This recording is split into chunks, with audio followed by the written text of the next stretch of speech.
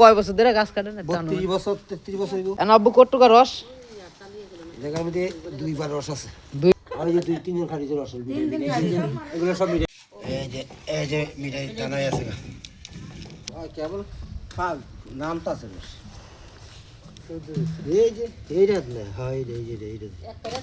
দীর্ঘ 32 বছর ধরে আমার আব্বু এভাবে খেজুর গাছ থেকে রস বের করে এবং আব্বু কিভাবে রস দিয়ে গুড় তৈরি করে সেটাই আজকে আমি আপনাদের এই ভিডিওর মাধ্যমে দেখাবো যে অরিজিনাল খেজুরের গুড় কিভাবে তৈরি করা হয়। আমরা বাজার থেকে যেই গুড়গুলা কিনে নিয়ে আসি ওইগুলার ভিতরে অনেক সময় ভেজাল থাকে, কারণ এখন বর্তমান খেজুরের রস যেই পরিমাণে গাছে আসে ওই পরিমাণের তুলনায় খেজুরের গুড় পাওয়া যায় বেশি। কিভাবে যে আব্বু এভাবে খেজুরের গুড় তৈরি করে সেটাই আজকে আমি আপনাদেরকে দেখাচ্ছি। এর ভিতরে একটু রস খেয়ে নিলাম আমি। এইভাবে খেজুরের রস জ্বালানো এবং সেখানে বসে খেজুরের রস খাওয়ার কতই যে একটা টেস্ট, আপনি না খেলে কিন্তু বুঝবেন না যে সেই স্বাদ ছিল এই খেজুরের রসটা। যখন জ্বালায়ে খেজুরের রসের কালারটা লাল হয়, আসলে সত্যিই অসাধারণ লাগছিল আমার কাছ থেকে খেতে। ভিডিওটি দয়া করে দেখতে থাকুন যে কিভাবে অরিজিনাল খেজুরের গুড় তৈরি করা হয়। আমি কিন্তু সেটাই ভিডিওতে দেখানোর চেষ্টা করছি আপনাদের। আব্বু কতটুকু রস? জায়গার মধ্যে দুইবার রস আছে। দুইবার? মানে এনে কি কয় কেজি চিনি মারবেন নাকি? কোনো চিনি হইতো না। কোনো চিনি মিনি নাই। কোনো চিনি নাই? না ওই সমস্ত কাম 2 নম্বরের কাম আমি করি না। মানে ডাইরেক্ট অ্যাকশন। এই 2 নম্বরের কাম আমি করি না। এনে যদি কোনো রসগোল্লায় যদি চিনি এনে মারতে চায় কয় কেজি এনে মারণ দিব? না আবার তো 10 কেজি চিনি মারবো। 10 কেজি? আবার তো 10 কেজি মারবো চিনি এক দিন থেকে। কিন্তু আমরা ওগুলো করি না। দরকার কি কয় দিন আসবে? তাই মানে মিডা হইতে পারে না তো 2 কেজি গুড় হইব। 2 কেজি গুড় আর চিনি মারে এটা কয় কেজি বানান যায়? তো 12 কেজি বানাইবো। 2 কেজির 12 কেজি? 12 কেজি বানাইবো। হ্যাঁ এটা কালার দিব একদম কি রং জানি দেয়। জানি এখন গাছের রস কম। এই যে গাতা গাতা মিঠাই বাজারে গুড় বিক্রি করে। হ্যাঁ অর্ধেক চিনি। অর্ধেক চিনি।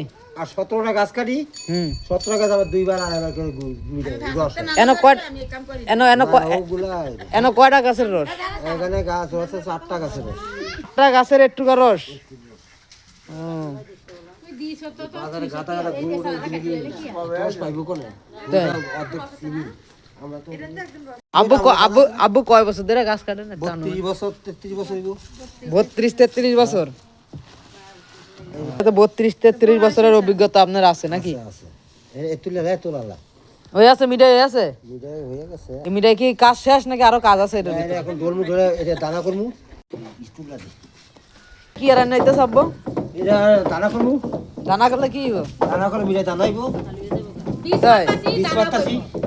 তাই 20 পাতাছি। ইসমালে মিঠাই একে মনে কে আকুর মিঠাই মতো দানা হয়ে যাবে। কত এমন ডলাডলি করন লাগবে? ও আরে কোন ডলার 20 পাতা খাটনি আছে। তাই মানে আমরা যত ডলাইব অত মিঠাইটা জমাট হইব নাকি? কত মিঠাই দাও।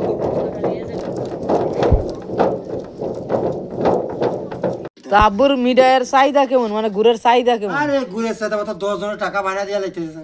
10 জনে বায়না দিয়া লাইতেছে? টাকা হাতে আমি নেই না, কারণ আমি তো অরিজিনাল গুড় আমার কাছে, 2 নম্বর গুড় আমার কাছে নাই।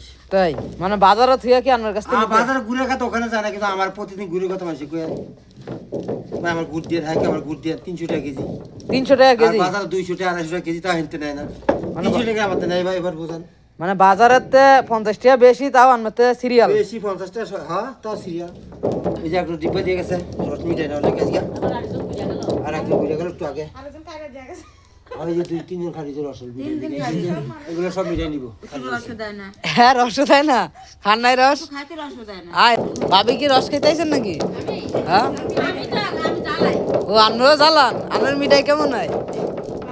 তাই 5 কেজি মিঠাই নেওয়ার দর্শক কত?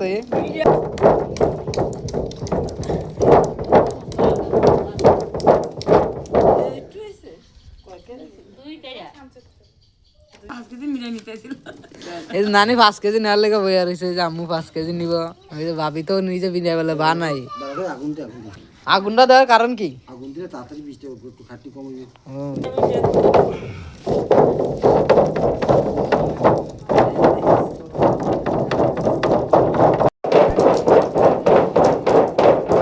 মানে দিকে বীজ মেরে ফাড়া যাবে না, ঠিক আছে? হ্যাঁ ফাড়া যাবে না রে, ডল তুলতে মানে এক সপ্তাহে মিটে যাওয়া হয়, তাই নিবে না 2 কেজি 3 কেজি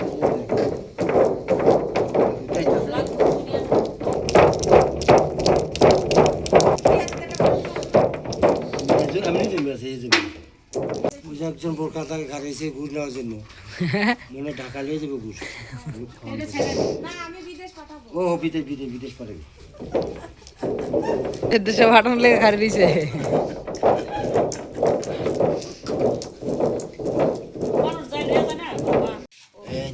এই যে মিঠাই দানায় আছে। হ্যাঁ এই যে মিঠাই নেওয়ার কাস্টমার আরো একটা আছে, এই যে বাড়ি মাড়ি লিয়ে সব হাজির মিঠাই নেওয়ার লেগে।